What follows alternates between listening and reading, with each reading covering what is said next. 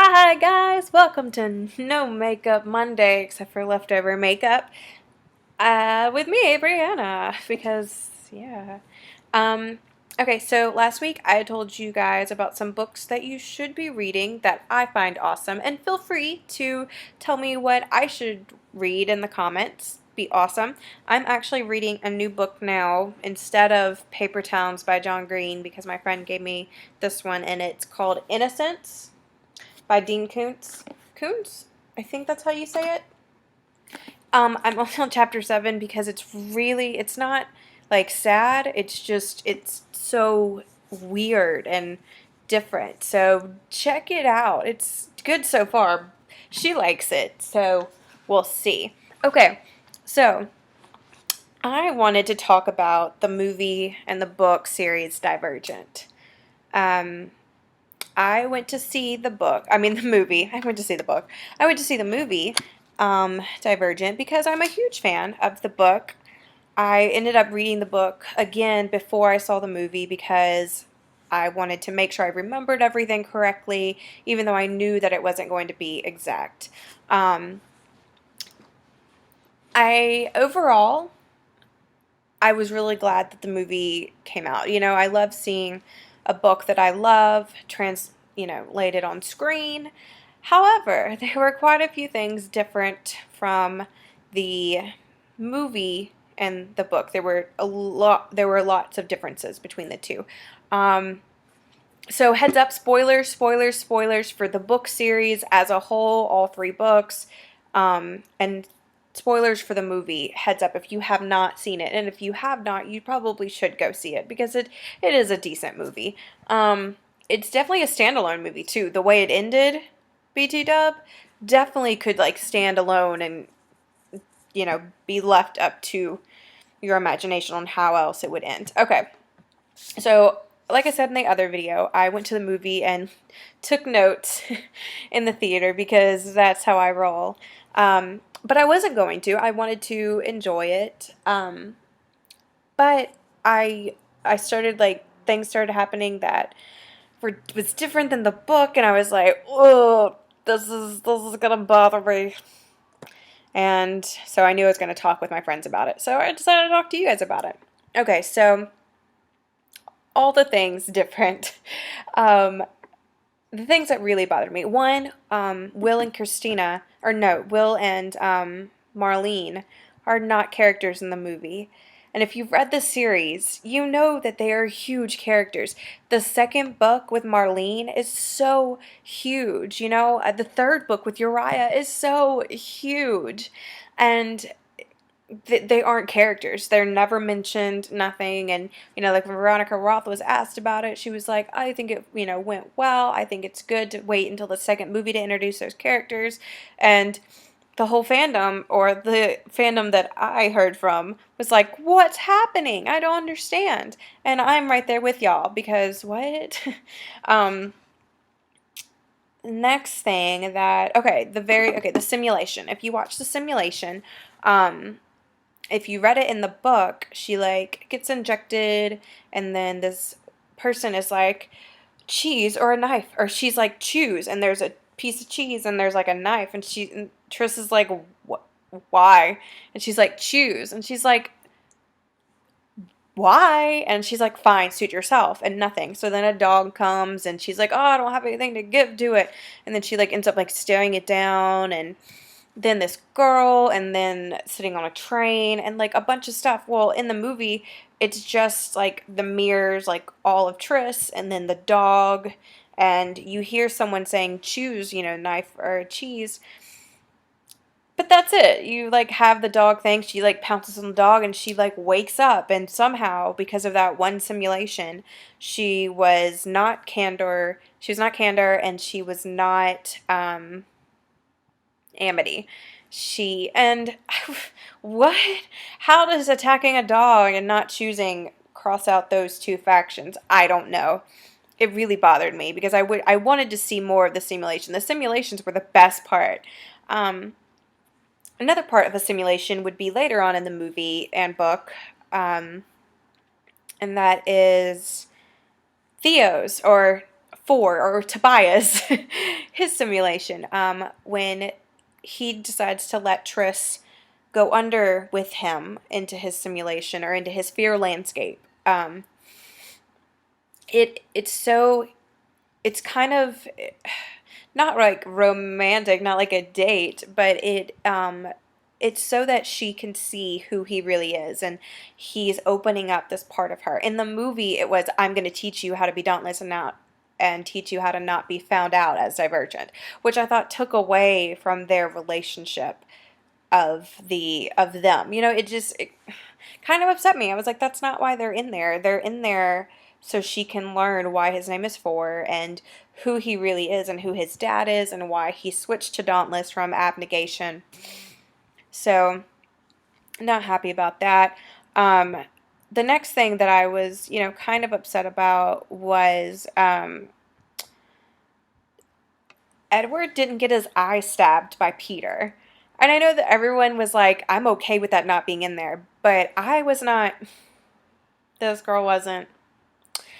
I thought it added to the role of who Peter was, this like evil person, or this like conniving person, because in the movie he just kind of came off as like a high school douchebag, like one of those like jockey guys, or not even jock, just one of those guys who was just an all-around piece of work.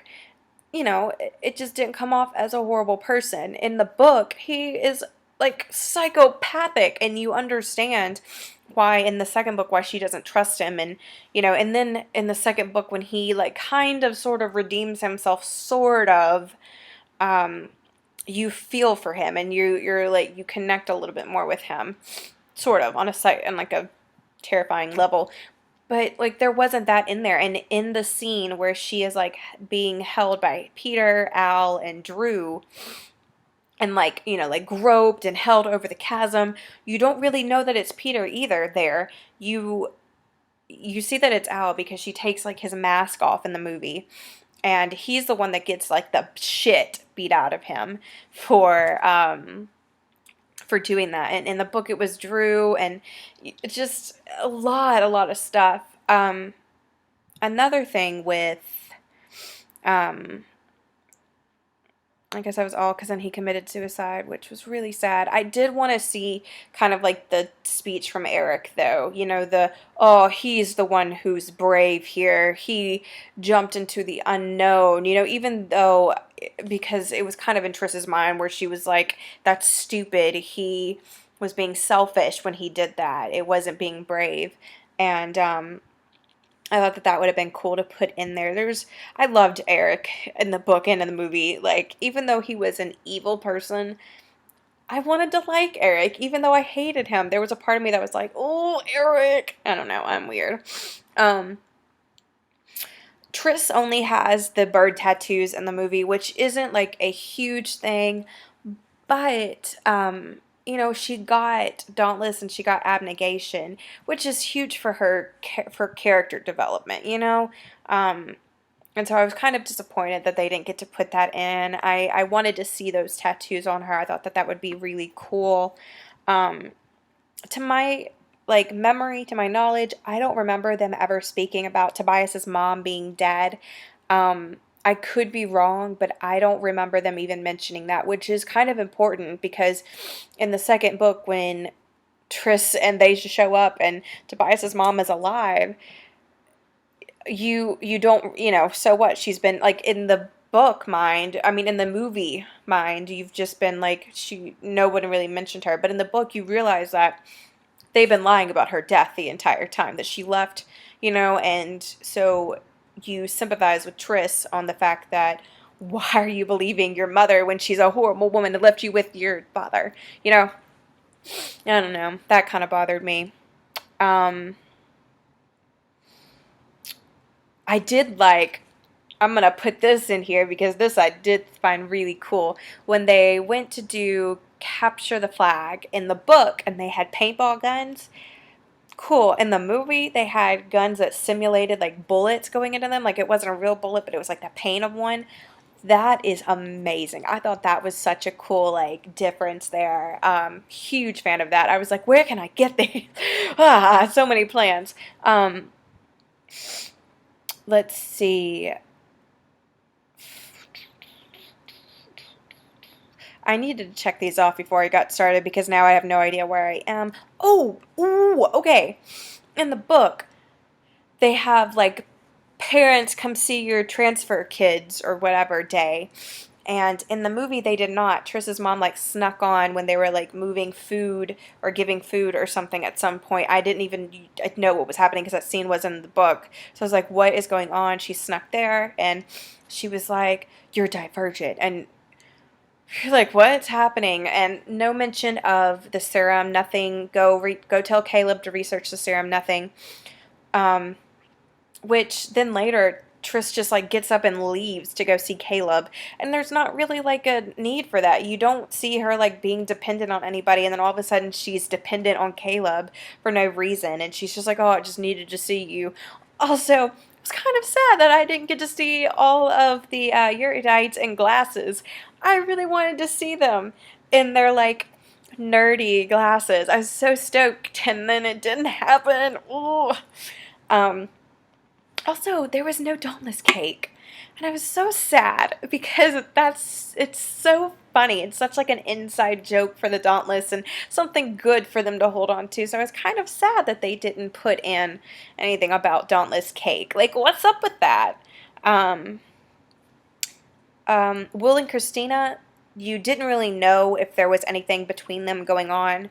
So, when Triss kills Will later in the book and movie, um, you're kind of like, okay, that's one of her friends, it's one of Christina's friends.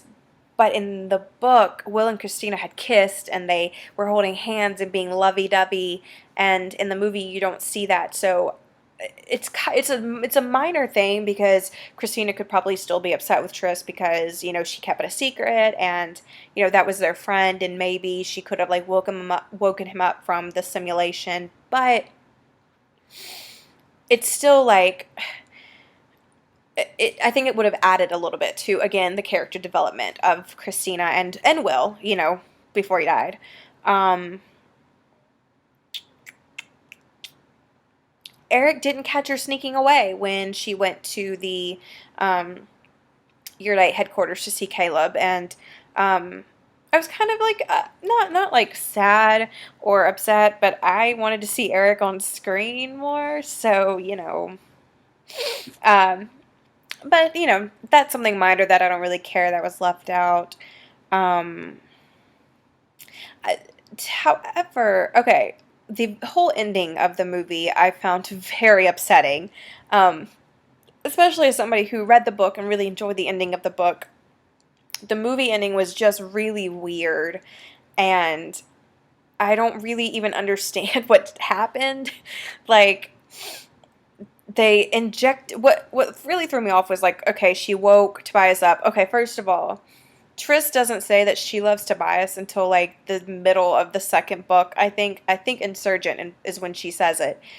She says it in Divergent in the movie, like to get him out of the simulation, which really bothered me because she had just had this problem of intimacy, which I will touch on in just a second, and now all of a sudden she's okay with saying that I love you. And I thought that was huge, huge, like just rush of emotion and why. Um, I don't know. But the ending, when they're in the room and Tobias is under the simulation, like under a stronger one for divergence, and she comes in and tries to get him out of it, and then of course succeeds. But there's like Dauntless and Eurydice people all in the same room, and they're not like watching Tobias. They're not watching to make sure no one's gonna like attack him. And then Janine is also in that room, and Triss like shoots her with the serum, and instead of the serum doing what it's been doing, which is having Dauntless kill Abnegation, she like goes blank, and Triss is like, turn off the simulation, and she does it, which doesn't really make sense for what the simulation is programmed to do. So that was kind of weird. There was no hard drive for them to steal. And I don't know, just that whole ending didn't make sense. Janine wasn't supposed to be there. And I don't understand why the simulation didn't do anything to her. Why she wasn't like, oh, kill Triss because she's abnegation. Like, that should have been I don't know. Um, oh, okay. In the book, Triss's fear landscape, I think she's got six or seven fears. Um, and I want to say it's six, but for some reason I think it started out as seven and then it went to six. Or maybe it was six and went to five. I don't know. Okay. Um, correct me. It's fine. It doesn't hurt my feelings. Um, One of her fears in the book was intimacy with Tobias. And, I think that's huge. A lot of girls have that fear of, I don't know what to do. I'm scared. What if he doesn't like what I look like? Or what if he just wants this? Like, there's a lot of things that go through girls' heads. In her fear landscape and in the movie, it is almost rape, like borderline in her simulation. Like, it's just kind of like kissing and touching. In the movie, like, simulation Tobias is like, oh, I thought you were dauntless, and like holds her down and starts like taking her clothes off. And that's a little bit rapey. I think for me, that kind of like crossed the line for me. That wasn't intimacy anymore. That was fear being taken advantage of, and that kind of upset me. Um, One last thing that, um, yeah, one last thing that I thought was cool was that Theo did, I think, all, if not pretty much all, of his like fighting. Like, he had no stunt doubles at all, which is really awesome because he was cute. His muscles were like on point, and I think that's awesome for an actor to do a lot of their stunts. I think that that's great. It's one of the reasons why I love Summer Glau, because she took ballet, and because of that she did like pretty much all of her fight scenes and like Firefly and Serenity. I don't know. This video is getting long and I'm sorry. That's the last of them. Just some things that I noticed that I either liked or didn't like about the movie versus book Divergent. If you've got more, or if you disagree, or if you have feelings about them, feel free. I'll comment back. We can talk about it. We can talk about our feelings because it was hard to watch. I am excited for the second movie, Insurgent. However, they announced a few days ago, maybe last week, that they are breaking up the movie Allegiant into two movies, which is really upsetting because Allegiant is just about as long as the other books. And I don't like when franchises do that because I feel like you're going to leave out a lot of details in the first and the second book, but because you're breaking up the third book into two 1.5 hour movies each, you're going to be able to put in pretty much all of the details, which is kind of frustrating to me because there were important things that you left out two characters in the first movie, but now you have all the resources to make two movies. It's frustrating to me. That's my opinion. You might love the idea of two movies. I don't like the fact that I'm going to have to wait until like 2017 to see the end of this series. That's kind of frustrating. But that's personally. But, I hope you guys have a great week, and, follow me on Twitter and Instagram and Tumblr. Feel free to just do that. I'll put my blog down there too. I get a little spicy on my blog. Not like spicy, like naughty, but like edgy. Maybe edgy's a better word. I don't know. I hope you guys have a really awesome week and stay lovely because you are.